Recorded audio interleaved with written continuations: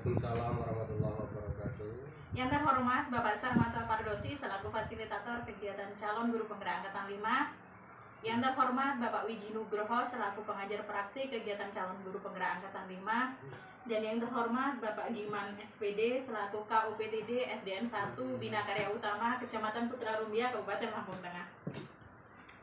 Perkenalkan, nama saya Fitri Rohmiati, saya calon guru penggerak angkatan 5 dari Kecamatan Putra Rumbia, Kabupaten Lampung Tengah, Provinsi Lampung. Tujuan kegiatan hari ini untuk melakukan wawancara terhadap Bapak Giman mengenai tugas modul 3.1, demonstrasi kontekstual mengenai pengambilan keputusan berbasis nilai-nilai kebajikan sebagai pemimpin. Sesi selanjutnya yaitu kegiatan wawancara dengan Bapak Giman. Selamat siang Bapak Giman. Selamat siang Ibu Fitri.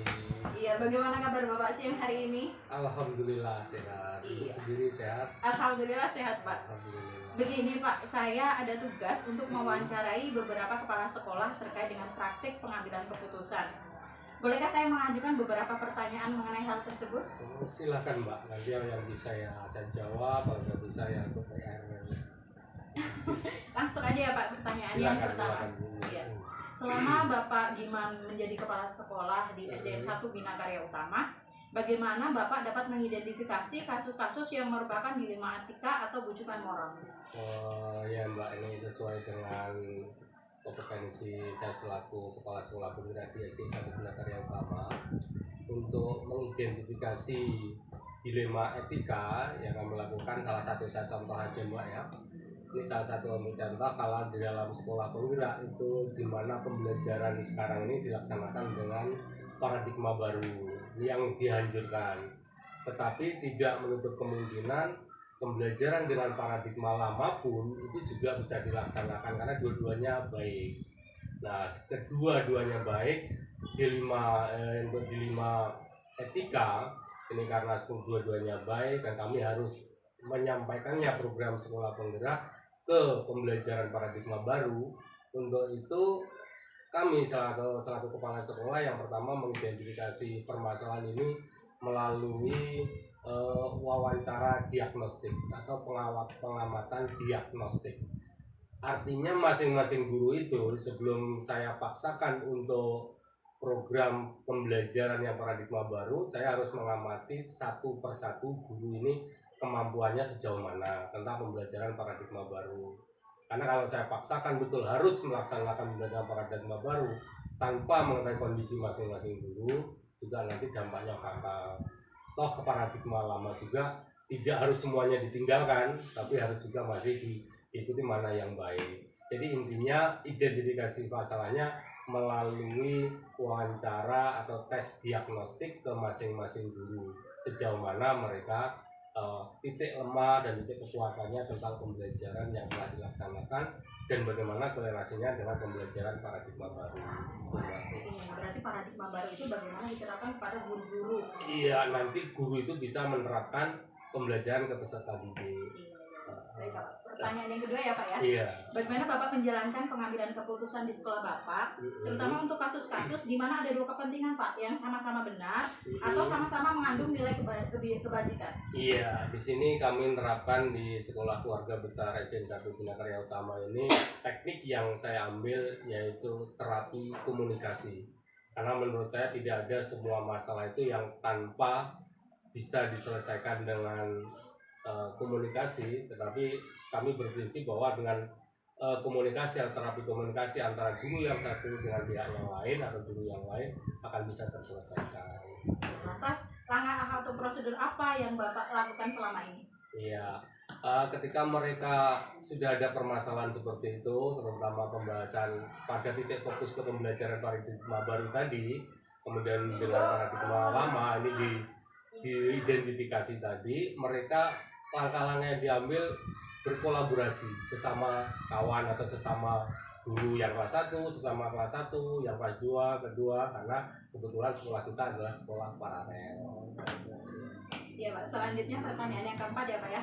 Hal-hal apa saja yang selama ini Bapak anggap efektif dalam pengambilan keputusan pada kasus-kasus dilema etika? Iya, yang paling efektif yaitu sistem kolaborasi atau kerja kelompok sesama kawan untuk pemecahan masalah pembelajaran loh. Saya fokuskan pada masalah pembelajaran, yaitu pada kerja kelompok atau tutor sebaya sama sesama kawan tadi. Jadi antara satu yang lain ini saling mengisi. Jadi tidak ada yang punya kelebihan khusus atau tidak, semua punya kelebihan, punya kekurangan. Jadi saling mengisi.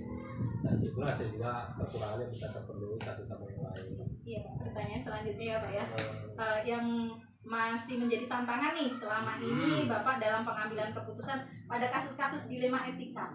Iya, tantangan yang kami alami jelas banyak ya ini Bu Fitri. Yang pertama karena jumlah siswa kita itu cukup banyak dan cukup heterogen dari segi kemampuannya juga iya, kemudian dari segi bahasanya atau sukunya juga berbeda, gurunya juga kompetensinya berbeda-beda, dan ini merupakan tantangan tersendiri yang harus kami atasi secara bersama-sama. Tidak mungkin kami atasi sendiri, tapi secara kolaborasi sama kawan tadi.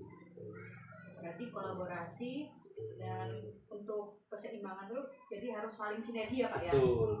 Iya. Pertanyaan selanjutnya Pak ya. Silakan. Apakah Bapak memiliki sebuah tata cara atau jadwal tertentu nih dalam sebuah penyelesaian kasus dilema etika? Apakah Bapak ini langsung menyelesaikan di tempat atau memiliki sebuah jadwal untuk menyelesaikannya? Bentuk atau prosedur seperti apa yang Bapak lakukan? Oh ya Mbak, untuk masalah-masalah tertentu dengan dilema etika, jika saat itu bisa diambil keputusan sesaat, berarti saat itu bisa diambil keputusan. Namun jika memerlukan pemikiran yang cukup panjang, kami juga kembali lagi pada kolaborasi tadi antar guru, antar sesama teman sejawat tadi. Nah ini yang kami terapkan di sini. Jadi ada jadwal tertentu untuk kolaborasi. Untuk yang guru kelas 1 dan kelas bawah, ini setiap Sabtu mereka berkumpul jadwal tertentunya. Kemudian untuk 1 bulan sekali, mereka 1 bulan sekali itu pada minggu keempat, ya Sabtu keempatnya itu dia juga berkumpul untuk kelas atas dengan kelas bawah jadi satu. Jadi ada jadwalnya ya Pak ya. Ada, kemudian ada jadwal per minggu dan per bulan. Per bulan, ada jadwal per minggu dan jadwal per bulan. Pertanyaan selanjutnya Pak ya. Adakah seseorang atau faktor-faktor apa yang selama ini mempermudah atau membantu Bapak dalam pengambilan keputusan dalam kasus-kasus dilema etika? Oh ya Mbak, ini jelas ya karena kami ini merupakan satu tim kerja. Nggak mungkin seseorang hanya sendirian bekerja, kepala sekolah atau guru. Kami tetap membutuhkan seseorang atau pihak lain, pihak luar yang bisa menyelesaikan permasalahan-permasalahan yang ada di sekolah. Yang kami utarakan yang pertama adalah pendekatan secara institusi. Ya, pendekatan institusi ini artinya kami pendekatan secara kedinasan, baik dengan pihak dinas yaitu Pak Korwil, kami koordinasi, kemudian pihak kecamatan dan pihak puskes sesuai dengan konteks yang kami alami. Itu pihak secara pendekatan kedinasan atau institusi. Yang kedua pendekatan kelompok Mbak. Ada kelompok Karang Taruna yang kami ajak untuk menyelesaikan permasalahan di sekolah. Kemudian ada komite, itu ada kelompok. Kemudian ada juga pendekatan individual, kemudian tokoh agama, ya kemudian tokoh masyarakat, seperti Mbak Solikin, itu mengajar selesaikan di sini. Kemudian Pak Tohirin, tokoh agama, lalu. Jadi ada 3 pendekatan, ada pendekatan institusi, ada pendekatan kelompok, dan pendekatan individual. Begitu banyak ya buat Bapak ya. Ada 3 pendekatan loh, pendekatan institusi, pendekatan kelompok, dan pendekatan individual. Ya. Pertanyaan terakhir nih Pak. Dari semua hal yang telah disampaikan, pembelajaran apa yang dapat Bapak petik dari pengalaman Bapak mengambil keputusan dilema etika? Oh ya, jelas ini sangat berarti buat kita semua untuk kemajuan sekolah bergerak, yaitu dengan adanya terapi komunikasi yang pertama tadi. Terapi komunikasi, semua permasalahan yang ada di sekolah, terutama terkait dengan pembelajaran, karena fokus kami pembelajaran di sekolah penggerak itu cuma ada pada siswa, yang nomor 2 juga siswa, yang nomor 3 juga siswa Mbak. Jadi intinya bahwa proses pembelajaran itu bagaimana siswa kita itu bisa tertangani sesuai dengan karakteristik siswa masing-masing. Nah, itu. Ya. Terima kasih ya Pak ya. Sama-sama. Atas wawancara hari ini saya dapat pengalaman serta ilmu yang luar biasa dari jawaban-jawaban Bapak ketika menyampaikan menyampaikan hasil dari pertanyaan yang sudah saya sampaikan tadi. Mudah-mudahan ke depan kita dapat berjumpa dan bekerja sama lagi. Amin, amin, sukses buat Bu Fitri ke depannya, mudah-mudahan bisa maju terus, sukses ya untuk memajukan pendidikan khususnya di Putra Arumbia.